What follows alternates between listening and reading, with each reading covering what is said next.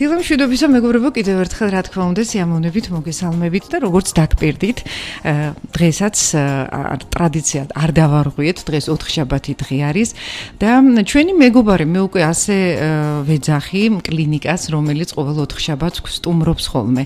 დღეს კი განსაკუთრებულად საპატივცემულო სტუმარი ყავს თბილისის სახელმწიფო სამედიცინო უნივერსიტეტის ბავშვთა ნევროლოგიის მიმართულების ხელმძღვანელი გივი ჟვანიას სახელობის პედიატრიის აკადემიური კლინიკის პროფესორი ქალბატონი ნანა გელაძე. ძალიან დიდი მადლობა ქალბატონი ნანა, რომ მოვბრძანდით ჩვენთან და ყოველთვის ოთხშაბათობით ძალიან გვიხარია ხოლმე, როდესაც გივი ჟვანიას სახელობის კლინიკიდან გვაქვს ხოლმე საშუალება შევხვდეთ მართლაც რომ ძალიან საპატივცემულო ადამიანებს და გვაქვს ხოლმე ასე ვთქვათ საუბარი, ასე რომ 10 საათამდე ჩვენ გვაქვს ეს დრო და შეგვიძლია მაქსიმალურად გამოვიყენოთ და ჩვენი მსმენელები გავათვითცნობიეროთ ყველაფერი იმაში, რაც თქვენთვის არის, რა თქმა უნდა, ასე ვთქვათ, უფრო სრულყოფილი რომ იყოს. იქ ბავშვთა ნევროლოგიაზე ვისაუბრებთ, აუცილებლად ჟვანიას კლინიკის შესახებ ვისაუბრებთ და მოკლედ მე მგონი თქვენც კმაყოფილი დარჩებით და ნუ ჩვენზე უკვე საუბარი აღარ არის. პირველ რიგში, ქალბატონ ნანა, აი მოდით რადგანაც ჟვანიას კლინიკა ვახსენეთ, თქვენ როდიდან დაიწყეთ ამ კლინიკაში მუშაობა? მე დავიწყე ერთ-ერთმა პირველთაგანმა. ჯერ მხოლოდ ერთი კორპუსი იყო ჟვანიას კლინიკა, თქვენ ალბათ გახსოვთ.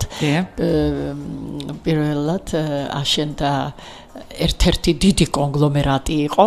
მაშინ იაშვილის კლინიკა არ ერქვა და იყო რესპუბლიკური საავადმყოფო და ბატონი მურმან იაშვილი იყო მთავარი ექიმი. მან თხოვა, მე ვმუშაობდი მაშინ იქ და მან თხოვა რომ გაიხსნა ახალი ჟვანიას სახელობის კლინიკის ერთ-ერთი კორპუსი, ჩვილბავშვთა განყოფილება და არ ყავთ კონსულტანტი და ძალიან თხოვა რომ მე გამეწია კონსულტაცია.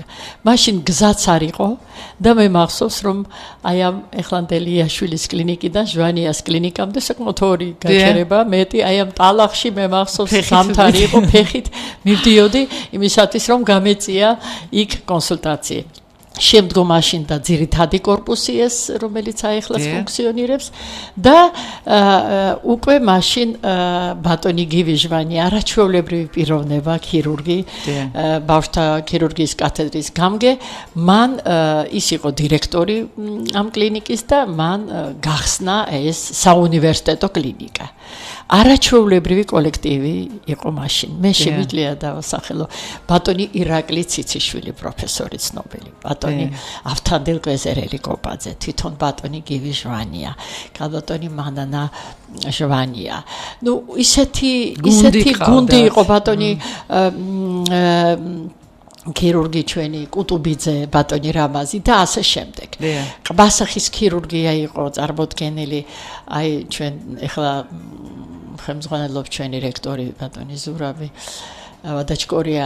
ისეთი გუნდი იყო და ისეთი აკადემიზმი სუფევდა იქ, რომ იცით, ნამდვილად ეს იყო ერთ-ერთი ლიდერი კლინიკა მთელ საქართველოში.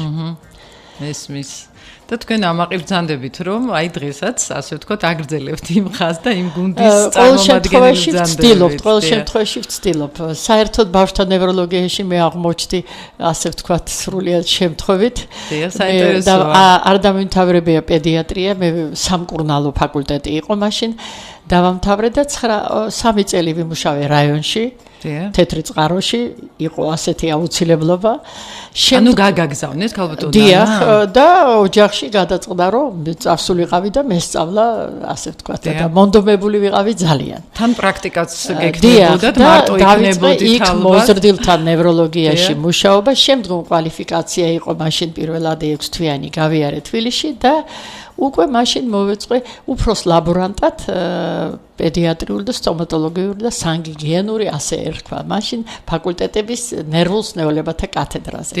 კათედრის ხელმძღვანელი იყო არაჩვეულებრივი პიროვნება პროფესორი სოფიო ენუკიძე, არაჩვეულებრივი აკადემიური მცოდნე ნევროლოგი და მე ბედნიერი ვიყავი რომ მის ასე ვთქვათ გვერდით ვიყავი წლები, საკმაოდ დიდი 9 წელი ვიმუშავე მასთან და შემდგომ ეს იყო მოზრდილთა ნევროლოგია და მე ვიყავი მოზრდილთა ნევროლოგი. 9 წლის შემდგომ ქალბატონი სოფიო პენსიაზე გავიდა და მოვიდა პროფესორი ჩვენი ხელმძღვანელი იყო პროფესორი ნოდარ ქავთარაძე. ასევე არაჩვეულებრივი პიროვნება, ის იყო თანაშემწე აკადემიკოს პეტრე სარაჯიშვილის, აი ამ ნევროლოგიის ინსტიტუტიდან გამოსული. ანუ მე ბედნიერი ვიყავი იმით, რომ იცით რა, არ გამიჭირდა, იმიტომ რომ ძალიან კაი მასწავლებლები მყავდა და სულ პატრონობდნენ როიტყვიან ასე ბრალებში, ანუ სულ მუდმივად მასწავლიდნენ. ქალტონი სოფიო მე მახსოვს, არც ერთი დაცვა, არც ერთი კონფერენცია არ გამიცდენია თუ რაიმე ეხებოდა ნევროლოგიაში. ეს იყო როგორც საქართველოში, ასევე რუსეთში, მოსკოვში, ლენინგრადში, ყაზანში, უკრაინაში ყველგან დავდიოდით, თუ მაშინ არ იყო ესეთი პრობლემა გადაადგილების და აი ამან მასწავლა მე ასე ვთქვათ, სულ მეუბნებოდა რომ აი ისწავლე, როგორ უნდა იდგე, როგორ უნდა ილაპარაკო, რა უნდა გეცვას, როგორი მიმიკით უნდა შეხვდე პაციენტს. ნუ არაჩვეულებრივი სკოლა, აი ეს მე ვთვლი რომ გავიარე და ძალიან მადლიერი ვარ მე მათი. და გავტონან, აი განსხვავება რა არის? ახლა აი მოზრდილთა ნევროლოგია და დაუშვათ ბავშვთა ნევროლოგია არის რამე ისეთი განსაკუთრებული? ძალიან გამიჭირდა პირველ ხანებში. აბსოლუტურად განსხვავებულია.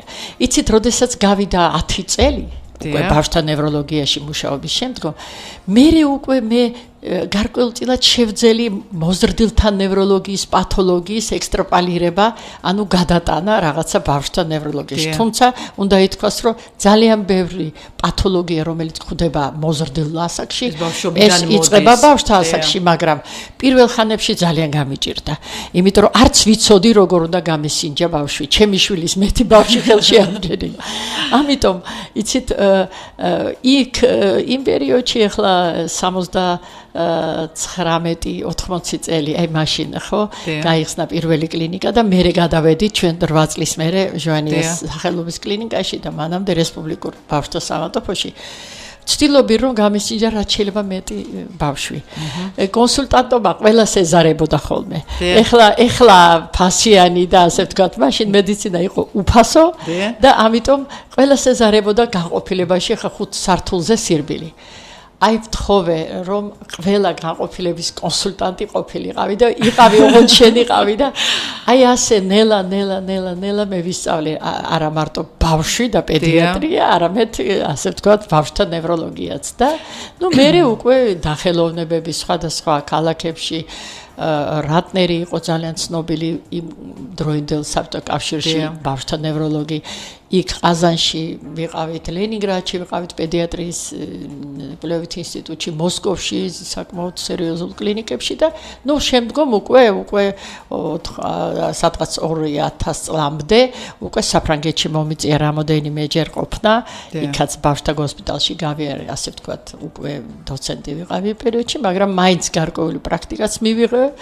ისე რომ მის მერე უკვე დავდივართ, რა თქმა უნდა, საზღვარგარეთაც ბევრი კონგრესის და კონფერენციის მონაწილე ვარ, ისე რომ ეხლა ინფორმაცია აღარ არის პრობლემური კომპიუტერის საშუალებით. და გავტონან, აი ჩვენ ვახსენეთ ბავშვთა ნევროლოგიის მიმართულების ხელმძღვანელი ბრძანდებით. აი რამდენი ხანია რაც შეიქმნა საერთოდ აი ეს ბავშვთა ნევროლოგიის დეპარტამენტი? ბავშვთა ნევროლოგიის კათედრა მანამდე შეიქმნა 1996 წელს. მაშინ ხელმძღვანელობდა დოცენტი ბატონი გიანა ტრიაშვილი, ჩვენ ერთად მუშაობდით საკმაოდ დიდი ხანი. ძალიან წარმატებულად იყო ჩვენი კათედრა. ნუ შემდგომ თქვენ იცით რომ კადრების გადანაწილება მოხდა, შემცირდა კათედრა, თავდაპირველად 14 თანამშრომლისგან შედგებოდა. ეხლა ჩვენ ვართ 4. ანუ შემცირდა, ნუ მოთხოვნილება შეიცვალა, ასე ვთქვათ და დღეს უკვე 4 პედაგოგი ვართ. მე გახლავთ ასოცირებული პროფესორი ქალბატონი ნანა ხაჭაპურიძე და მედიცინის დოქტორები ნანა კაპანაძე და სოფიო ბახტაძე. ძალიან კარგი შეკრული გუნდი ვართ. ძალიან მომდობებული ისეთი ორი ახალგაზრდა ყავს, ასე ვთქვათ, რომელიც უკვე გამოზრდილი ექიმია და გარდა ამისა უამრავი რეზიდენტი, უამრავი სტუდენტი ჩვენს ირგვლივ ყოველდღიურად, ისე რომ მუშაობა ძალიან საინტერესოა. და გავდონანა, აი რომელია ის ძირითადი აი ნევროლოგიური პრობლემები, რომლებსაც აი ხვდებით თქვენ ახლა ბავშვებში და აი ასაკი საინტერესოა, აი რომელი ასაკიდან? ასაკი ასე 0-დან, ანუ ახალშობილი, ერთი დღის ასაკიდან 18 წლამდე. ეს როგორც ამბულატორული, ასევე სტაციონარული ასაკია. ანუ ჩვენ შეგვიძლია მოვათავსოთ კიდევაც და გავსინჯოთ. მე ვინაიდან ორი სერტიფიკატი მაქვს როგორც ბავშვთა ასე, მე ზოგჯერ ვაძლევ თავისუფლებას რომ გავსინჯო მოზრდილები. მაგრამ უფრო ნაკლებად, იმიტომ რომ როდესაც აქ ხარ ჩართული უკვე დრო აღარ გვხდება იმისათვის რომ კიდევ ასე ვთქვათ, ხო, ცოტა რთულია ერთმანეთთან შეწყმა ერთდროულად ჩვილის გასინჯვა და აქვე ასაკოვანი პიროვნება რო იჯდეს ცოტა რთულია, იცით, ამიტომ აი ასე. ეხლა რაც შეეხება ნოზოლოგიას, თითქმის ყველა სპექტრი მთელი ნევროლოგიის, ეს არის ნეირომოტორული განვითარების შეფერხება ჩამორჩენა. ხასიათობრივი ცვლილებები და ასე შემდეგ. გულყრები, ეპილეფსია მაქფედელობაში, ეპილეფსიური და არაეპილეფსიური გულყრები, ნევროზები, სხვადასხვა. აი მომრავლებულია ეს ქალბატონო, როგორ ფიქრობთ, აი თქვენ ამხელა? ხო, ჯერ კი ბატონო, დავასრულებ. ნეიროინფექციები, გენეტიკური პათოლოგია, ნივთიერებათა ცვლის მოშლით, უამრავი სპექტრი, გიდროცეფალია, მიკროცეფალია და ასე ცერებრული დამბლები და ასე შემდეგ. იცით რა, მომრავლდა, იცით იმის მერე რაც ჯანმრთელობა დამოკიდებულია სოციალურ ფაქტორზე. მიბმულია პირდაპირ. ანუ რაც უფრო მაღალია სოციალური დონე სახელმწიფოსი, მით უფრო უკეთესი ჯანმრთელობა ყავს. აქვს, ხო? და ყავს უკეთესი ექიმები. ეხლა, რა თქმა უნდა, ძალიან დიდი დაღი შეეტყვა ამ ბოლო უკანასკნელ წლებში ამ საქართველოში, ამ სოციალურ პოლიტიკური ძვრების გამო. მაგრამ, უნდა ითქვას, რომ მაინც ბევრი რამ წინსვლა, ძალიან დიდი წინსვლა შეინიშნება აი ამ კომპიუტერული ურთიერთობის საშუალებით. იცით, ჩვენ ახლა გვაქვს საშუალება არა მარტო ჩვენით ვაწარმოოთ კვლევა, არამედ აი ჩემ დეპარტამენტში ჩვენ გვაქვს ურთიერთობა, საქმიანი ურთიერთობა, აგერ ახლოს თურქეთთან, ანკარის და სტამბოლის სამედიცინო უნივერსიტეტთან. ავსტრიის სამედიცინო უნივერსიტეტთან, პარიზის პარიხუთის უნივერსიტეტთან, ამერიკის კლინიკებთან. ისე რომ ჩვენ ზოგჯერ, როდესაც აუცილებლობა მოითხოვს, კომპიუტერის საშუალებით ვაგზავნით მონაცემებს, როგორც კლინიკურს, ასე პარაკლინიკურს, აი ამ ჩვენ კოლეგებთან და მათ აზრს ყოველთვის ვითვალისწინებთ და ასე ვთქვათ, აი ესეთი კონსილიუმი ტელეხიდი იმართება ხო? ტელეხიდი იმართება. ისე რომ ფართია, ხო? ნუ რაც შეეხება უფრო ყოველდღიურ ჩვენ აი ჩემ კონკრეტულ მუშაობს. ეს არის ძირითადად სხვადასხვა სახის გულყრები, კრუნჩხვითი ან არა კრუნჩხვითი. ეს არის გონებრივი და მენტალური და მოტორული განვითარების ჩამორჩენა შეფერხება. ეს არის სხვადასხვა ნევროზები, ხო? წინათ ამ ნევროზებს უწოდებდნენ, ეხლა უფრო ფართე, ასე ვთქვათ, და სომატოფორმულ დარღვევებს უწოდებენ და უფრო ბავშვთა ფსიქიატრიაში გადავედა ზოგიერთი, მაგრამ ისეთი რამ რაც არის ეს ენაბორძიკობა, ლოგონევროზი, წიკები, სხვადასხვა უნებლიე მოძრაობები, აკვიატებულ მოძრაობათა დარღვევები, ეს არის დღის და ღამის ენურეზი, ანუ უნებლიე შარდა ან ენკოპრეზი, უნებლიე დეფეკაცია, ძილის დარღვევა, ინსომნიები, თავის ტკივილები და ასე შემდეგ.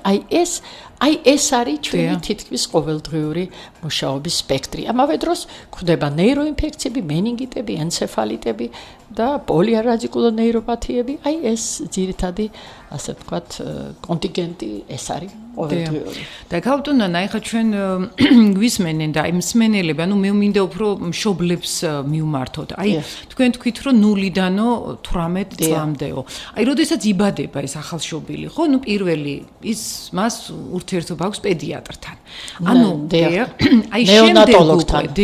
აი შემდგომი პერიოდი როგორ ხდება? ანუ პედიატრი თუ რამე შეამჩნევს, მერე მიდის ნევროლოგთან, თუ დაუშვათ თქვენ ურჩევთ, რომ პედიატრთან ერთად აუცილებლად დაუშვათ ნევროლოგმაც გასინჯოს. ისეთ რა, ანუ მადლობა ღმერთს, ყველა სამშობეროში არის ნეონატოლოგი და თითქმის ყველა სამშობეროში არის ნევროლოგი, თუ არ ყავთ კონსულტანტად მაინც იცახით.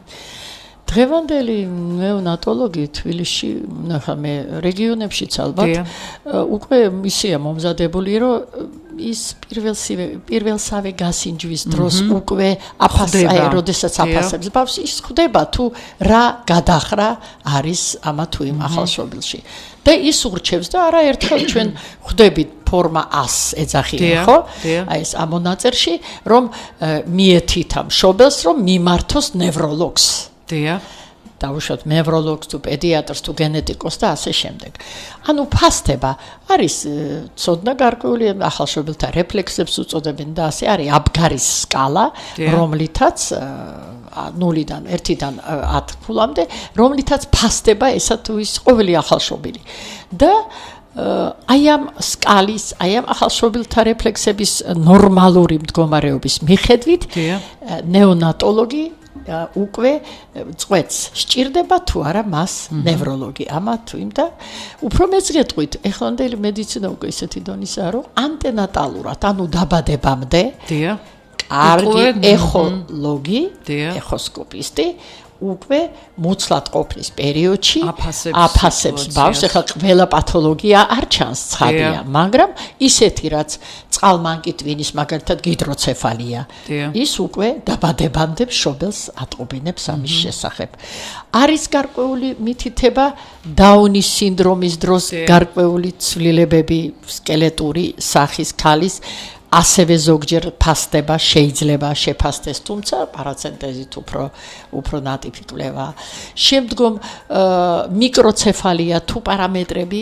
ქალასი არ შეესაბამება იმ გესტაციურ ასაკს ასევე თუ ტვინის ღარები და ხვეულები არ შეესაბამება ნორმას იმ ასაკის ფერმძიმობისთვის ასევე ეუბნებიან მშობელს ანუ მშობელს არჩევანი აქვს იცით იმ შემთხვევაში რა თქმა უნდა რჩებოდა და ყოველთვის და დღესაც არის 17 წლამდე და 35 წლის ზემოთ ფერმძიმობა გარკვეული რისკთან არის დაკავშირებული და ეს არ ნიშნავს იმას რომ ქალბატონი არ დაფერმძიმდეს კი მაგრამ მეტი ყურადღება უნდა გამოიჩინოს მეტი ყურადღება და უნდა მართოს გინეკოლოგმა და მისი მდგომარეობა ანუ არ შეიძლება ზოგ შემთხვევაში ენდოკრინოლოგმა რაც შეეხება 17 წლამდე მე ვთვლი რომ ალბათ არ უნდა დაიგეგმოს ფერმძიმობა 17 წლამდე 35 წლის ზემოთ უფრო ალბათ უფრო მეტად ვიდრე 17 წლამდე იმიტომ რომ როგორც პრაქტიკა გვიჩვენებს ძალიან დიდი ზიანი ძალიან ტრავმული ბავშვები იბადებიან დიახ ფსიქოლოგიურადაც მოდის ვთქვათ ქართველი დედა 17 წლის გოგონა არ არის მზად დედობისთვის უმეტესობა აი ასე სამწუხაროდ ეს და გონია სათამაშო არა იცით რა არც თამაშობენ იმიტომ რომ ბებიები ზრდიან უმეტესობა და ესეთი იცით ესეთი წყვილები მალევე შორდება სამწუხაროდ და პრობლემა ესეთი ბავშვებიც მეწოდება ხოლმე ასეთი ძალიან ახალგაზრდა დედის შვილი, იმიტომ რომ ზოგჯერ არ ესმით და აი ასე ის რომ დედას ბავშვორის უნდა იყოს მუდმივი კონტაქტი განსაკუთრებით ნეონატალურ პერიოდში ახალშობილ წლამდე ასაკში 2 წლამდე ასაკში აი ეს არ ფასდება ამ ასაკში და გონიათ რომ რახან იზრდება მაძღარია და ჩაცმულია და არის ბებიასთან ეს საკმარისია არ არის საკმარისი დედასთან ურთიერთობა ყველაზე მნიშვნელოვანია ქალბატონანა ცოტა ხანი შევისვენოთ ახლა რეკლამას დაუთმოთ ჩვენი ეთერი და შემდეგ იცით აი ჩვენი ახალშობილებზე ვისაუბრებ და მივყვეთ ესე ნელ-ნელა რადგან არ დაგვეჩაგროს სხვა ასაკის ასე ვთქვათ მსვენელებიც დიახ დავბრუნდით სტუდიაში მე მინდა კიდევ ერთხელ შევახსენო ჩვენს მსმენელებს ჩვენ დღევანდელი სტუმარი გახლავთ ბავშვთა ნევროლოგიის მიმართულების ხელმძღვანელი გივიშვანია სახელობის პედიატრიის აკადემიური კლინიკის პროფესორი ქალბატონი ნანა გელაძე. ქალბატონ ნანა, როგორც აღნიშნეთ, ანუ ახალშობილების შესახებ ვისაუბრეთ. მივყვეთ ნელ-ნელა, მივიდეთ, არა მარტო 18 წლამდე. მე ვისარგებლებ შემთხვევით, რადგანაც თქვენ უფროს თაობასაც ასე ვთქვათ, შეგიძლიათ რომ უმკურნალოთ და პატარ-პატარა რჩევები ალბათ მე მგონი შესაძლებელია ხო რომ მივცეთ იმ დიდ ადამიანებს რომლებსაც ნამდვილად ჭირდებათ ალბათ თქვენი დახმარება აი რაც შეეხება შემდეგ უკვე ანუ ახალშობილობის შემდეგ უკვე ბავშვი რო ფეხზე დაიწყებს სიარულს ალბათ მაშინაც რა თქმა უნდა რიგი პრობლემები იჩენს თავს რა თქმა უნდა ყველა ასაკს აქვს თავისი პრობლემა დიახ და ეს პრობლემა მეტნაკლებად მშვენივრად წყდება, ასე ვთქვათ, ოჯახის ფარგლებში, უმეტესწილად. მაგრამ ზოგჯერ ის ცილდება, ასე ვთქვათ, იქ ჩვენთვის ცნობილ ნორმას, ხო, გარკვეულ სოციალურ ჩარჩოებში ვართ ყველა ჩვენთაგანი. ცილდება და მაშინ უკვე მშობელი ხვდება, რომ აი ჩემი შვილის ქცევა არ ჯდება იმ ჩარჩოებში, რასაც ქვია კარგი აღზრდილი შვილი. და სწორედ მაშინ დგება საკითხი ნევროლოგიის. იცით, რა თქმა უნდა, სკოლამდელი ასაკის ბავშვების კონტინგენტი იმატა უფრო. თუ წინათ საქართველოში იყო ესეთი ტერმინი ცოცხალი ბავშვია. ეს ცოცხალი ბავშვი ზოგჯერ ადის პიანინოზე, კარადაზე იქნა ხდება, ჭაღზე იქნა ხდება, მაგიდაზე ამტრებს ჭურჭელს. ანუ მისი ქცევა მიუღებელია, მაგრამ ცოცხალი ბავშვია. იცით, უფრო და უფრო ახლა აი ამ ურბანიზაციამ, ან მშობლელთა დაკავებამ, ხო? ძალიან ბევრი ოჯახია ჩემთან აი მოდიან ესეთი. და ვერც მოდიან ზოგჯერ და ცდილობენ ამის გამო იძულებული ვიყავენ, რომ სხვაგანაც აი საღამოს გთხოვენ, რომ იქნებ სახლში მიიღოთ, იქნებ სადღაც მიიღოთ, სახლში ახლა მიიღება მოგახსენებათ, არა შეუძლებელია და აი სადმე, იმიტომ რომ დაკავებულნი არიან.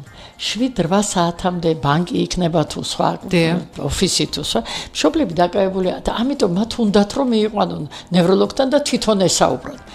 ამიტომ ეს ბავშვი ძირითადად არის მარტო. ზოგჯერ, იცით, აი კაბინეტში მოდის დედა, ბებია და ბავშვი. და დედა უყურებს ბებიას და როდესაც მე ვეკითხები, როგორი ძილი აქვს. აბა მომიყევით მისი დღის წესრიგი, როდის საუზმობს, როდის სეირნობთ, როდის როგორ ჭამს. დედა უყურებს ბებიას და აბა შენ თქვიო, როგორ, იმიტომ რომ მე არ ვიციო, მე მთელი დღე სახში არ ვარ. ეს სავალალოა. ძალიან ცუდია. ეს ცუდია, მაგრამ მეორე მხრივ ეს დღევანდელობაა, უმეტესწილად ესეა. და მე მაინც ურჩევდი რომ მშობელს რომ უფრო მეტი დრო გაატარონ. იმიტომ რომ აი მოყავთ ბაღიდან ბავშვი 3 წლის 5-6 საათზე, ხო? და მშობელი დავუშვათ 6-დან 9-მდეა მასთან. ის 3 საათიც კი, როდესაც ის ცელქობს, ისიც აწუხებს მას და ამიტომ მოიყვანა დღეს, რომ იცით რა იცელქია, მოусვენარია, იმიტომ რომ ბაღში მეტნაკლებად იძულებულია მასწავლებლის, ასე ვთქვათ, დაემორჩილოს და სხვებსაც უყურებს და იძულებულია. სახში კი დედასთან ყოველთვის ის უფრო ლაღია, უფრო თავისუფალია, შეუძლია გაერბინოს, უნდა დახარჯოს ეს ადრენალინი და ყოველთვის თხოვრო, იცით რა, უძილო არისო, აგზნებულიაო. აბა რას აკეთებს საღამოს მომიყევით? იცით 12-მდე უყურებს ტელევიზორს. რატო აყურებინებთ? აბა რა ვქნათ? არიძინებს კომპიუტერზე ალბათ აღარ არის საუბარი. ეს 3 წლის, 2 წლის ბავშვი უკვე ზის საათობით და ყოველთვის მე ვთხოვ რომ იცით რა, ბავშვს არ აქვს ჩამოყალიბებული ძვალსახსროვანი სისტემა. მისთვის ჯდომა ხანგრძლივად ტელევიზორის თუ კომპიუტერის ეკრანის წინ მავნეა. გარდა ამისა, მოციმციმე ეკრანი, ის ინფორმაცია, რომელიც მისთვის ჯერ არ არის სასურველი, მშობელი ხო არ აკონტროლებს კომპიუტერულ თამაშებს თუ ასე შემდეგ. ამიტომ ბავშვი თვითონ რაც უნდა იმას აკეთებს. იღლება მისი ფსიქიკა, ის აგზნებული ხდება. შეიძლება ისეთი ინფორმაცია მიიღოს, რაც მისთვის გაუგებარიც არის. ყოველთვის თქო, მოდით იცით რა, 3-4 წლის ბავშვი ჯობია რომ იმ ბაღიდან გაიყვანეთ კიდევ პარკში. საათ ნახევარი ასეირნეთ.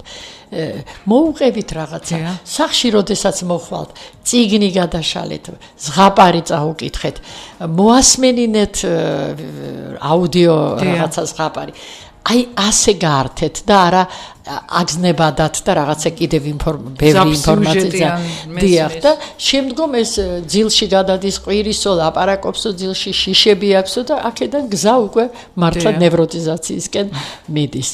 ნუ რასიზამ ეს ურბანიზაციამ ახალმა უკვე პროგრამების გართულებული სასწავლო პროგრამები რამოდენიმე უცხოენის აუცილებლობა ხო სწრაფი რიტმი ცხოვრების აი ეს რა თქმა უნდა და მოქმედებს არა მარტო მოზრდილებზე არამედ ბავშვებში და იწვევს მის ნევროტიზაციას მე მგონი მშობელს დღევანდელ დღეს ყველგან უნდა რო ატაროს აი ესეც ძალიან დიდი პრობლემაა იცით ზის 7-8 წლის ბავშვი აბა მომიყევი სკოლის გარდა რაზე დადიხარ იწყება რეგბი ცურვა ინგლისური რუსული ეს ჩვეულებრივი ასე ვთქვათ კომპლექტია ცეკვა ქართული და ასე შემდეგ და ვერ ვიკითხები მშობელს იცით რა ბავშვს რა თქმა უნდა გავიყვან და ცალკე მშობელს ვესაუბრები რომ მოდით რა გადავდოთ ნაწილი აი ამ დატვირთვის 10-12-13 წლისთვის ნუ რა გინდათ აი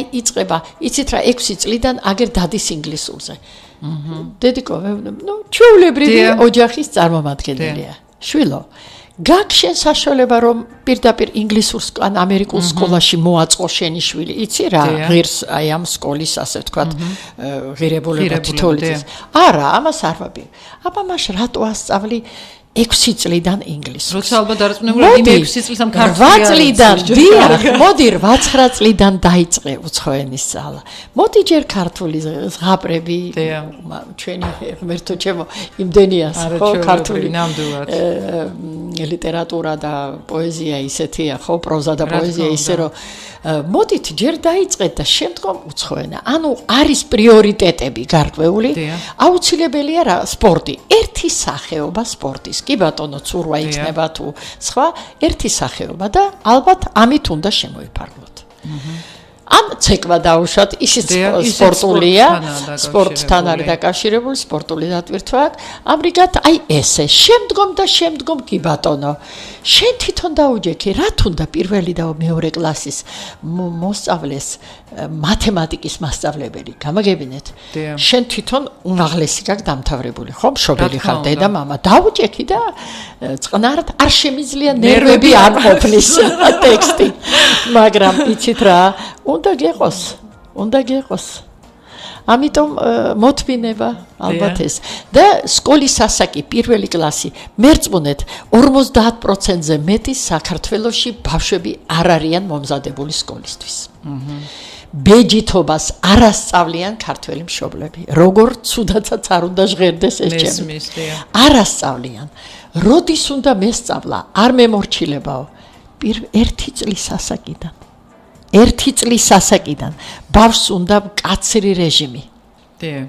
მკაცრი რეჟიმი. დროზე ადგომა, დროზე საუზმე, დროზე გასეირნება, დროზე დაბრუნება, დროზე და აი თუ შენ ამას დაიცავ და შემდგომ ცოტა რო წამოიზდება კონდეს აი 1 საათი ან 9 საათი რომ დასვა ბავშვი თავის პატარა მაგიდაზე და სკამზე დაუჯდე მისცე ფლომასტერები ახატიო აქო мотиваცია გაუჩინო არ ჯდება არაფერი იყიდე პატარა მანქანა თუ ბიჭია თუ გოგოა თოჯინა რაღაცა არა ძვირი ბატონო ჩემო თუ არა გაქვს საშუალება რაღაცა კინდერ სიურპრიზი იქნება თუ მოტივირება გამოუჩინე აი ბავშვს რომ დაჯდეს რომ აი ამას რომ გააკეთებს ამისთვის მიიღებს საჩუქარს ეს მიღებული მეთოდია ასე ვთქვათ ეგ არ არის ბავშვის მოსყიდვის ასე ვთქვათ ესე გარდა ამისა მოდით იცით კიდე რას შევეხო ძალიან მნიშვნელოვანია ქოთანზე დასვის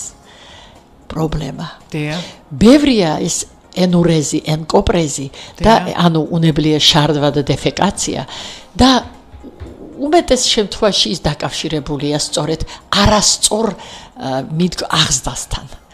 არასწავლიან, აი ამ პამპერსებზე გადასვლა არ ნიშნავს იმას, რომ 2 წლისთვის ეს ბავშვი უკვე არ უნდა გახადო ეს პამპერსი და არ უნდა დასვა.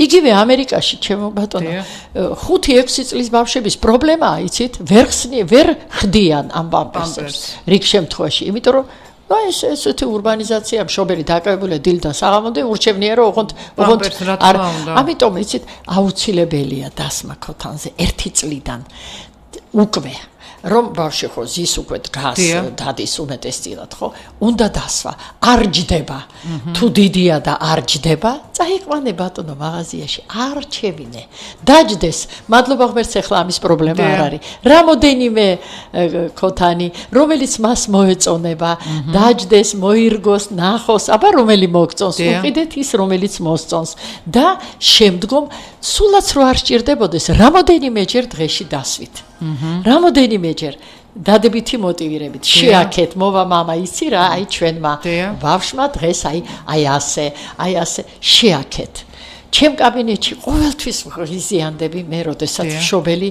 დიდ ბევრში შენიშნას აძლევს ბავშვს. აი შემოდის 8 წლის ბიჭი გოგო. რა ქვია? დედა პასუხობს გიორგი. რამდენი წლის ახარ დედა ამბობს 9. ის ბავშვი ძახის 8. აბა როგორ ახარ შენ 8? შეხო 9-ის გახდი. ეს ბავშვი უკვე დაბნეულია. ვეკითხები რომელ კლასში ხარ? ისედაც ნერვიულობს. ნერვიულობს, მაინც დაძაბულია. აბა რომელ კლასში ხარ შენ?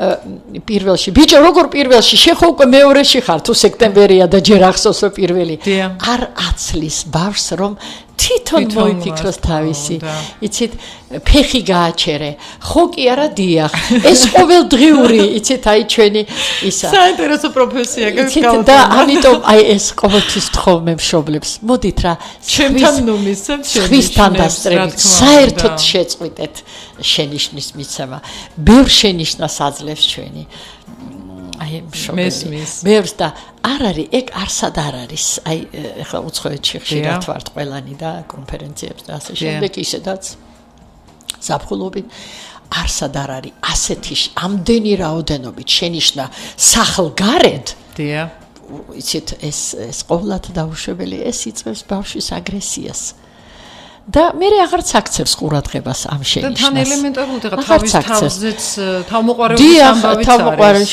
შელახვა. ამიტომ აი ეს პირველ რიგში და კიდევ ერთი პრობლემა ეს სკოლის გარდა კიდევ ერთი პრობლემა ტინეიჯერული ასაკი.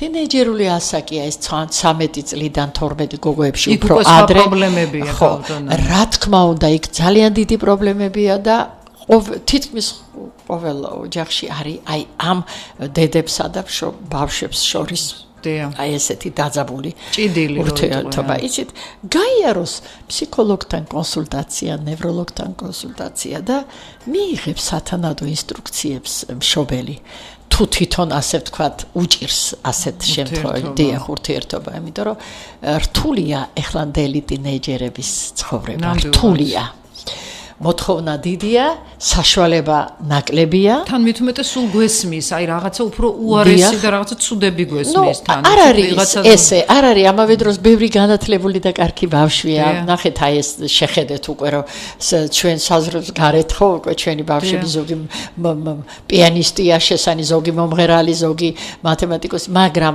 ნუ მაინც საჭიროა ურთიერთობა და ურთიერთობა იყოს უფრო ახლო მშობლებსა და ბავშვს შორის და განსაკუთრებით ეს აი ბიჭებში, როდესაც დედასთან ძალიან ახლო ურთიერთობა, მე ვთხოვ რომ 2-3 წლიდან უკვე ეცადეთ რომ მამის ავტორიტეტი გაიზარდოს. ჩვენთან რატომღაც უფრო დედებთან არიან ეს ბიჭები და ასე ვთქვათ მამასთან არაერთხელ ყოფილა როდესაც კაბინეტში აი 1 წლის წლინახევრის ბავშვი მამასთან არ მიდის და დედასთან არის მიჯაჭვული. არ არის ეს იცით სწორი. მამას ისეთივე როლი უნდა ჰქონდეს მნიშვნელოვანი ბავშვის აღზრდაში, როგორც დედას. ჯერჯერობით სამწუხაროდ, თუმცა უფრო ნაკლებ პროცენტში, უკვე ახალგაზრდა მამებმა აიღეს თავის თავზე ბავშვის მოვლა, თუმცა არც ისეთი დიდი პროცენტია, მაინც უფრო მეტად ზრდის დედა. გასაგებია. ქაუდონანა, მე თავში აღვნიშნე, რომ იქნებ უფროსებსაც პატარა დრო დაუთმოთ თქო და განსაკუთრებით რა მინდა, იცი, გითხოთ, აი დამამშვიდებლებთან დაკავშირებით, აი რა შეგიძლიათ გითხრათ? აი ამ ბოლო დროს მეტნაკლებად სულ მესმის, რომ აი რაღაცა განერვიანებული ვარ და ამას ვსვამ, იმას ვსვამ. აი ეს ნორმალურია, თქვენ როგორ ფიქრობთ? აი ესე ყოველგვარი ექიმის გარეშე იგივე აი დამამშვიდებლების მიღება, რომლებსაც უკვე დიდები ანხორციელებენ. რა თქმა უნდა, არ არის სწორი. ამავე დროს მოდით იცით რა ჩვენ ხო აქ ვართ დია. ჩვენი ექიმები, ჩვენი პოლიკლინიკები, ჩვენი სტაციონარები ხო, ეს ხო ჩვენ ვართ. თუ შენ გაურთულე გზა პაციენტს ექიმამდე და გართულება რასია, ხელმისაწვდომი უნდა იყოს. უჭირს ასაკოვან ადამიანს რიგში დგომა და ყოველი სედატიური ტაბლეტის გულისთვის დადგეს ოჯახის ექიმის რიგში. რთულია. ამიტომ უფრო ადვილია მისთვის აფთიაქში წასვლა, იქ ექიმები ზიან, მით უფრო ეხლა თითქმის ყველა. და ეკითხება, იცით რა, აი ნერვიულობ და ისინი უმეტესწილად მაინც მცენარეულს თავაზობენ და ეს გზა მისაღებია. მაგრამ მცენარეული გააჩნია ჯერ ერთი და გააჩნია რაოდენობას მაინც ექიმის გარეშე არ უნდა მიიღოს პაციენტმა სედატიური და არის ჯგუფი ისეთი სედატიური პრეპარატების, ისეთი გნებავთ ანტიდეპრესანტების, რომელთაც აქვთ მიჩვევა. და თუ პაციენტმა თვეზე მეტი მიიღო, უკვე იქნება დამოკიდებულება ამ პრეპარატთან და მის გარეშე მას გაუჭირდება, თუნდაც ფსიქოლოგიური დამოკიდებულება ვითარდება პაციენტებში. ამიტომ მაინც ყოველთვის ჯობია, რომ მიმართოს ექიმს. და მოდით ესე ვთქვათ, არ არის აუცილებელი ყოველთვის ყველა ნერვიულობის რაღაცა ყოფაცხოვრების რაღაცა მიზეზის გამო ყლაპო ტაბლეტი. უნდა იპოვო შენში და შენ ახლობლებში, ნუ კარგი ოჯახში პრობლემა გაქვს. მეგობარი ყავს, საქართველოს მაინც ამით მდიდარია, ხო?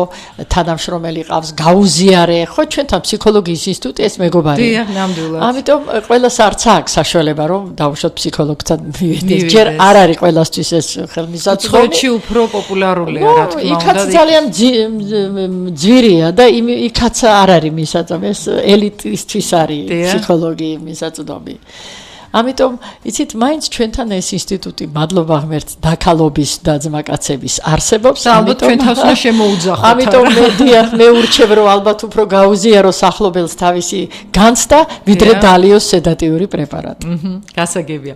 გაუტონანა, აი ბოლოსკენ მივდივართ, ასე ვთქვათ და ძალიან მინდა, იცით, მე როდესაც თქვენ აპირებდით ჩვენთან მოსვლას, თვალი გადავავლე პატარა თქვენს ბიოგრაფიას და ეს ფაქტია სახეზეც აისახება ნამდვილად, რომ თქვენ აი ჯანსაღი ცხოვრების წესით ცხოვრობთ. მეტნაკლებად ვცდილობ. და ეს ყველაფერი მაინც ალბათ ახალგაზრდობიდან მოდის. მე როგორც ვიცით, კალათბურთელი ბრძანდებოდით, არა? იცით რა, მე ექიმი არავინ არ ყავდა ოჯახში.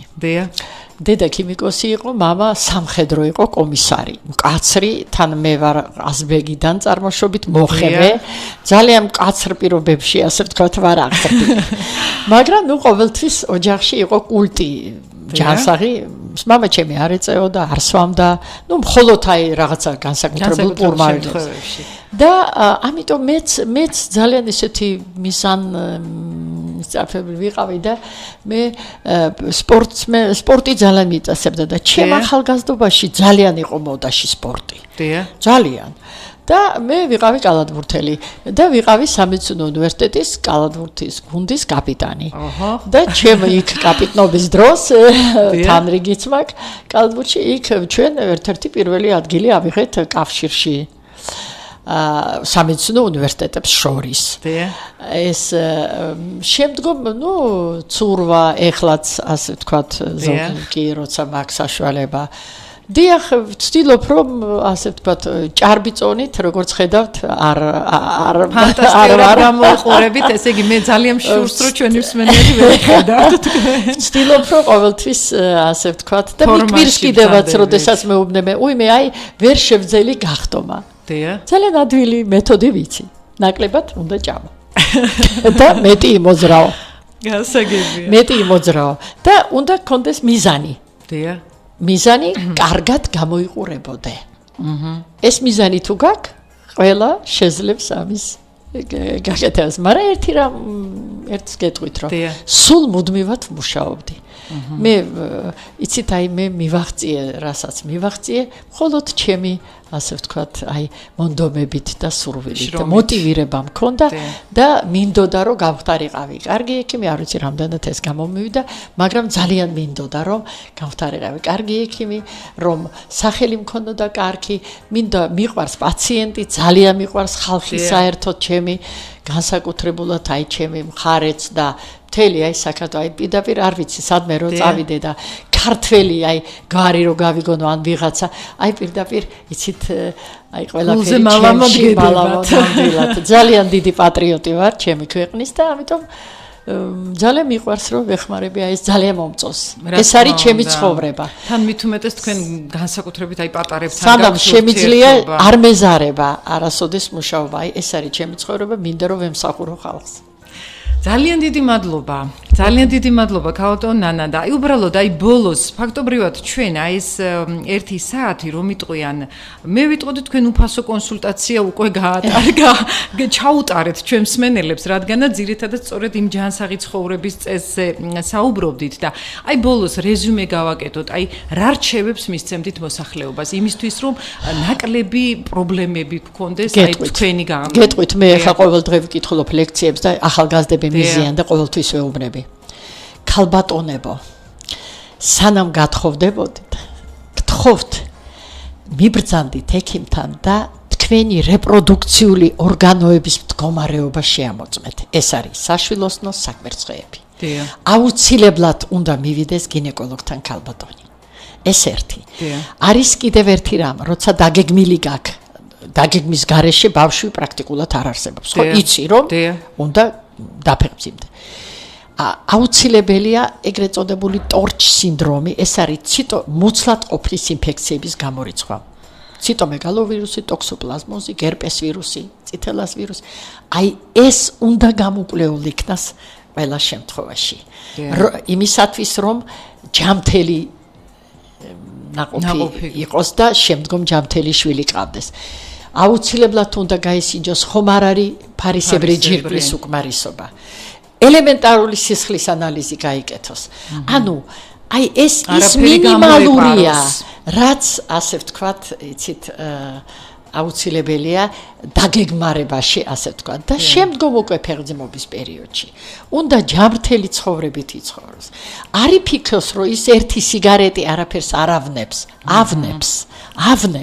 დამოკიდებულება ჩნდება შემდგომ აი ამ იმ შენ ბავშვს აქვს ეს ნიკოტინი არ არის უბრალოდ ჰაერი ის პრეპარატია რომელიც მოქმედებს გარკვეულწილად და ის არგუმენტი რომ დედა ჩემი ეწეოდა და მე აგერ ესეთი ვარ არ არის იმიტომ რომ შენ არიცი შენ შვილს შენ საშვილოსნოში რა პირობა აქვს ჟანგბადის უკმარისობა ხო არა აქვს როგორ წევს ეს ნაყოფი სრულყოფილად არის მიწოდება სისხლის თუ რა ამიტომ შენ შემთხვევაში შეიძლება არ იმუშავა ესეთი უარყოფითი როლი არ ქონდა მაგრამ აი ამ ნაყოფში ამ შენ შვილში შეიძლება ამან გამოიწვიოს გარკვეული უარყოფითი გავლენა აი ეს ყველაფერი ამიტომ არ არის სწორი უეცრად დაფეხმძიმდა ეს არ უნდა იყოს დაგეგმარებული აუცილებლად ფეხმძიმობა ეს ისეთი სერიოზული რამ არის რომ აი ამ დაგეგმარებაში მონაწილეობს დედაც მამაც ხო მომავალი